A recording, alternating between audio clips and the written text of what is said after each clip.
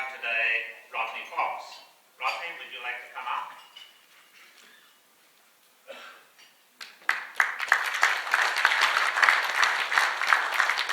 Rodney is here with his wife Kay, and they have been a couple. Oh, first wife Kay.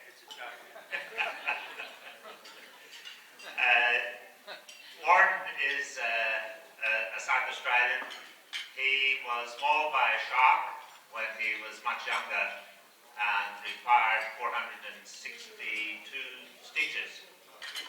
Anyway, we had a miracle and he survived and has dedicated his life to bringing the whale, not the whale, the shark, and its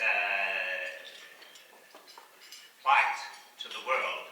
He's built cages that you can go and observe, and he's attracted many film companies, Universal, Disney World, etc., to come and film with him. So, Rodney, without more ado, I'll let you take over and tell us what you're doing and maybe what your role is in this show. Okay, thank you.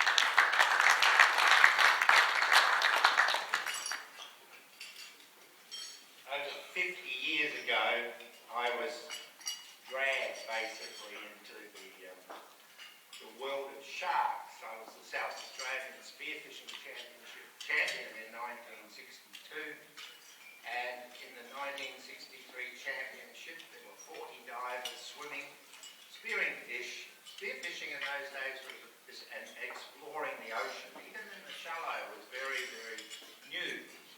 And I actually got one of the first masks and fins, we used to call them goggles and flippers in those days. And by looking at the colour of the skulls and the hair out here, there's a few people that would probably remember those days too. The sea was unknown.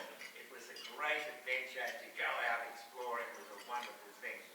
And I actually only went to work during the week so I'd get enough money to go away on the weekends diving. I became very good at collecting lobsters and fish, and it became a great way to get fit and also get a reward. But at that competition in 1963, the great white shark grabbed me around the chest after 4 hours of diving. And I think it was basically because 40 divers were spearing for 4 hours or more, and every fish that had speared was bleeding in that area. The shark was incensed, trying to find something to eat, and I was the first thing that he came across. Over the years, I used to give lectures and talks at aquariums and marine lands and different diver associations and conventions. And I tried to get away from telling about how I got out of the shark's mouth. And always, at the end of my talk, somebody would say, "But how did you get out of the shark's mouth?" And so I've given up, and I'll tell you. I was just about swimming underwater, holding my breath in about 40 feet of water, and I was just about to spear a dusky moorworm.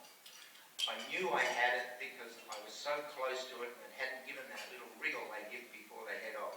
I was just about, with my feet behind me, to pull the trigger when this huge thump and crash hit me in the chest, knocking the gun out of my hand, the mask off my face, and I was hurled through the water faster than I could even think. First of all, I thought I'd been hit by a train. I had no idea that a train always comes into my mind when I tell the story. And then I realised I was underwater and it had to be a giant shark. I thought, its eyes, it's the only thing that it's vulnerable. So I gouged around its head trying to gouge its eyes, and the shark stopped and I sort of fell and pushed my way out of its mouth, out of its jaws, and then I quickly thrust my hand at it to try and push it away. And as I pushed forward, my hand went right into its mouth, ripping. And before it could close its jaws, I ripped it out again. I ended up with 97 stitches in that hand, and only that tendon was left working. I didn't know how bad it was at the time, but I grabbed the shark around the belly, well back from its jaws, and held on. And as I'm holding on there, I realised I'm holding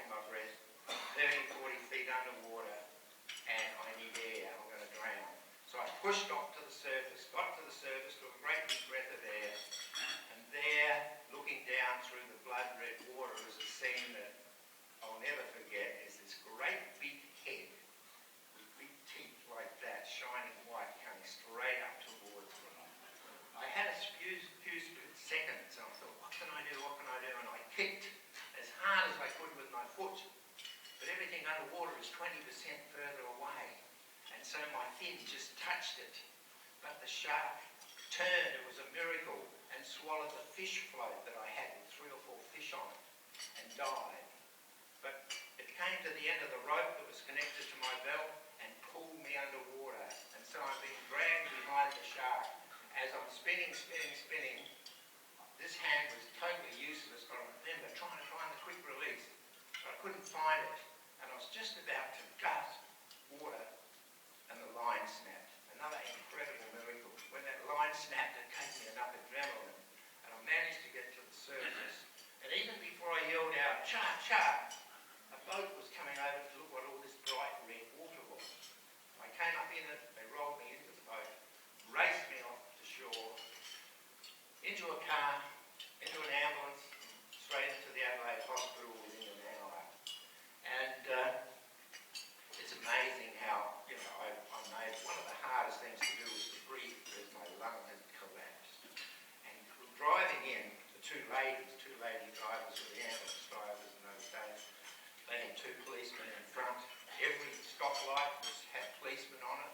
They stopped them in those days. They waved me through. They said to slow down to 60 mile an hour was the slowest they did coming in from South Road Anzac Highway to get me in there. They got me in at the hospital, and when we had the Shark Museum down here at Glenelg about 5 or 6 years ago, a chap come in to me and he said, "You won't know me, but I was the orderly who opened the door and got you out of the ambulance. Do you know what you said?" And I couldn't remember that I was even talking, but I knew that the trip in there in that ambulance was hard with my lung gurgling, and the pain was horrific, and trying to just breathe. Anyway, he said, "You said, 'Thank Christ, that's over. The ride was worse than the shark attack.'" So 40 years after my shark attack, it confirmed my thoughts is that I did have a pretty bad time trying to get in there. Some of the things that happened later, I just got to tell you, because they took me onto I fainted for a while, I went unconscious, and I awoke on the operating table, and I could hear a friend of ours who'd been to our wedding, and I'd been married in a Catholic church, and I heard him say to them in there, "You should call a priest, he's a Catholic." And totally naked, with guts hanging out, while they're trying to give me blood plasma and find out what my blood group, I sat up and said, "I'm a Protestant." I really didn't want anybody saying the last rites over me, because I wasn't going anywhere. The effort made me faint again, and so I was just gone for a while. And the next thing I remember is I woke up and I realised I was in big pain, but I was in big trouble. And then I realised I was in hospital, and I thought, well, at least that's the best place I can be. What can I do to help myself? And then I realised I wasn't breathing. They inserted a tube through my right nostril into my lung, and with 2 oxygen cylinders like acetylene tanks on a trolley just alongside, they were forcing oxygen into my lung, and it was running out my mouth. So they'd given me injections so as I wouldn't move, so that they could stitch up the chest and look at me. And as I was laying there, I was felt like I was laying in a coffin with a lid on. There was dark sides and a big white top over top, and I realised now it was the big lights from the operating table. And as I'm laying there, my chest in the air, my chest slowly went down and down and down. As it went down, my box of light got smaller. And I had a feeling that this box of light was my life, and that if it went dark, I would never return again. And then as all of a sudden, all hell broke loose. Trying to run an ethnic theatre, what the shit's going on? All swearing. Now the doctors are upset, so am I. And they'd run out of oxygen in one of the cylinders, and the anaesthetist hadn't noticed it. And by the time time they quickly switched the other one up, my chest went up in the air, everything seemed to be alright again, except that box of light. It didn't go back to where it was before. And as I lay there, I remember I had a huge whirling of my past life go before me. And I remember, when I woke up, quite a lot later in the recovery ward, I remembered that I'd stolen 4 marbles from Coles when I was a little boy.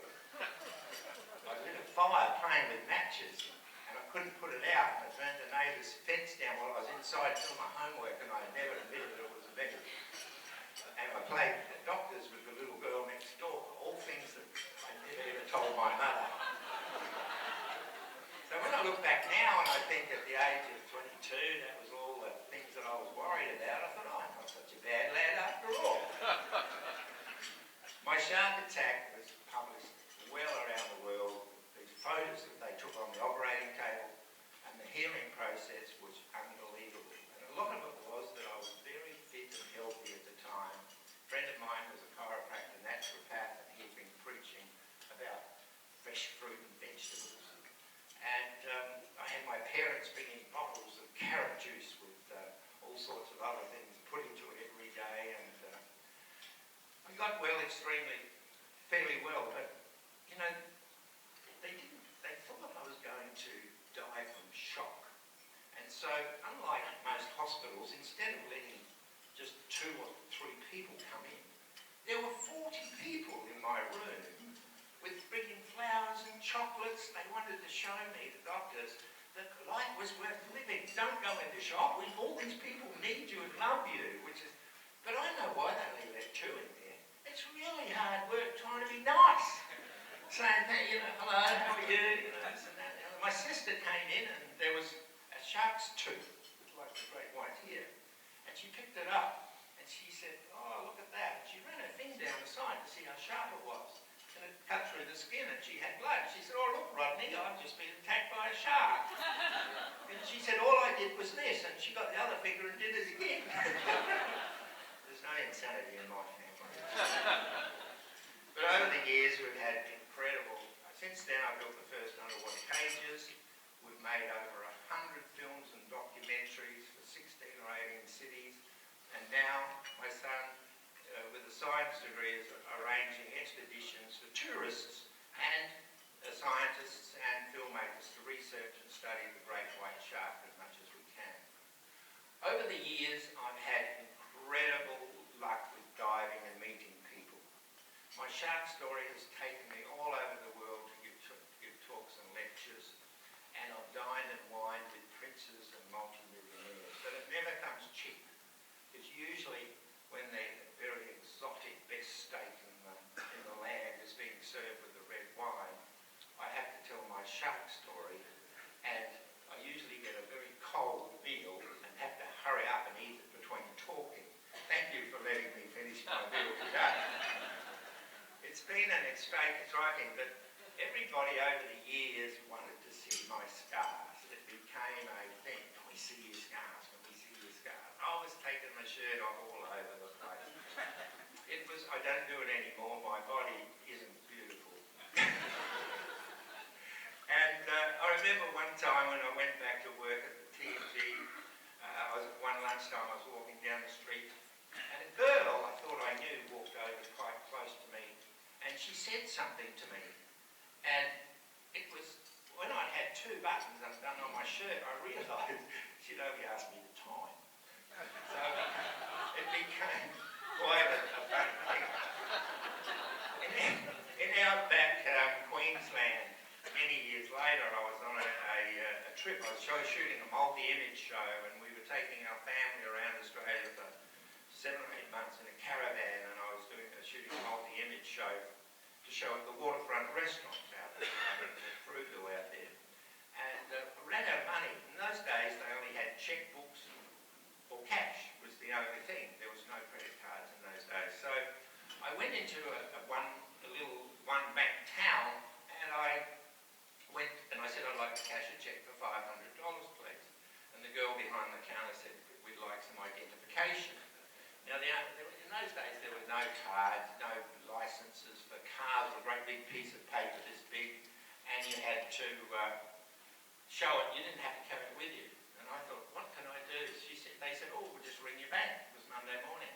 So they rang Adelaide, the Bank of Adelaide, and rang out. And they looked at me a bit funny and went in and got some more phone numbers and came back and rang.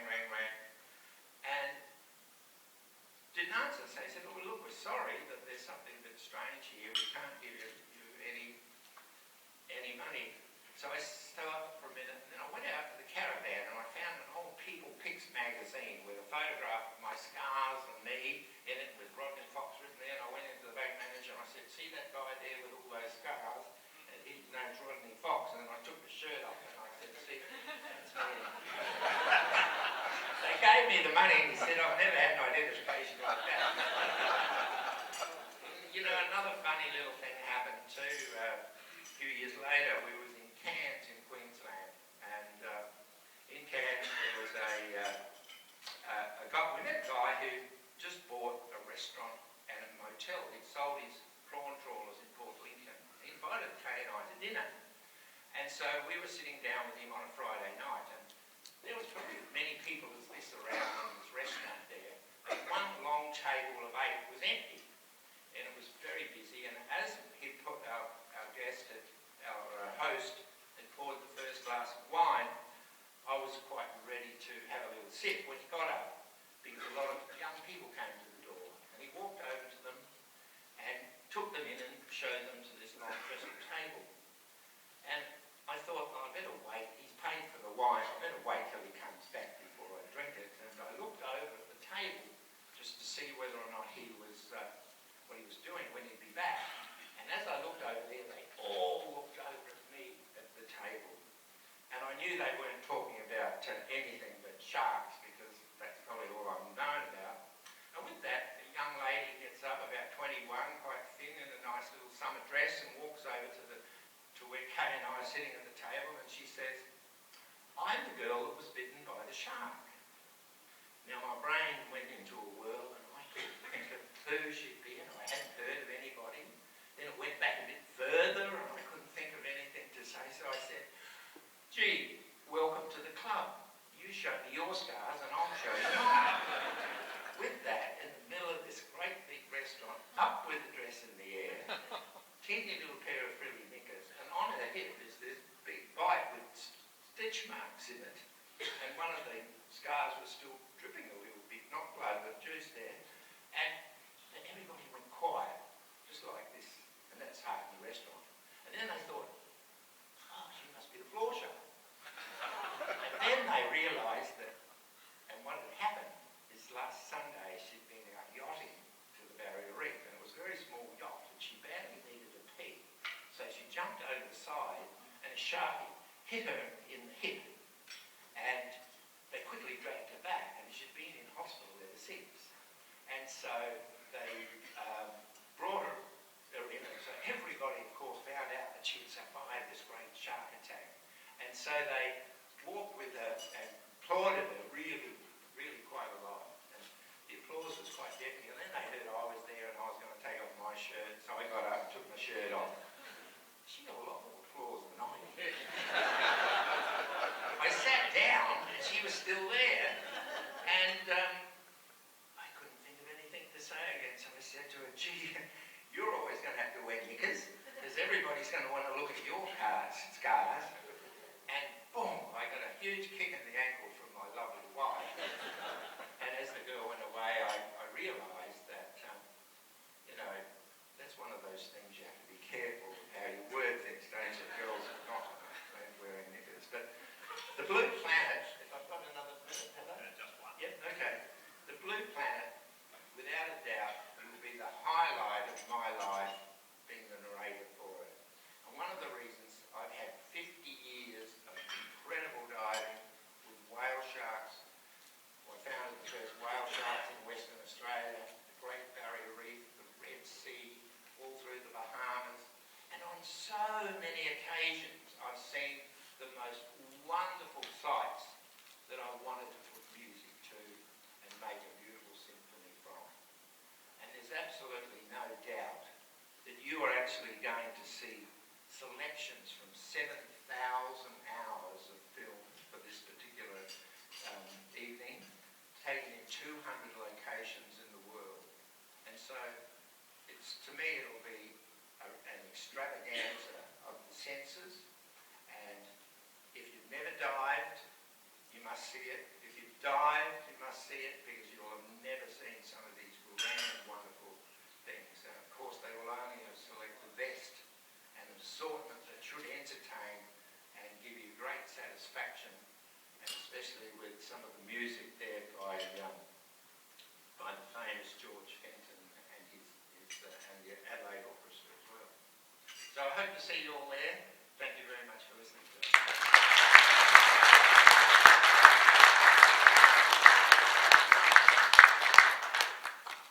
Well, Rodney, thanks for that. We'll just take one question.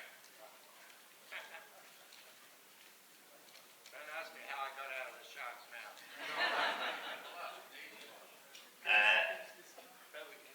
Just an easy one. Yes, Bill? What age do you think children would appreciate the show? What age do you think children would appreciate the show? Probably, if the music students, 8 or 9 wouldn't be too low. Yeah, anywhere from 8 years old. I must tell you that last 2 nights ago I was at the town hall in Adelaide for the St Andrews School, their speech night.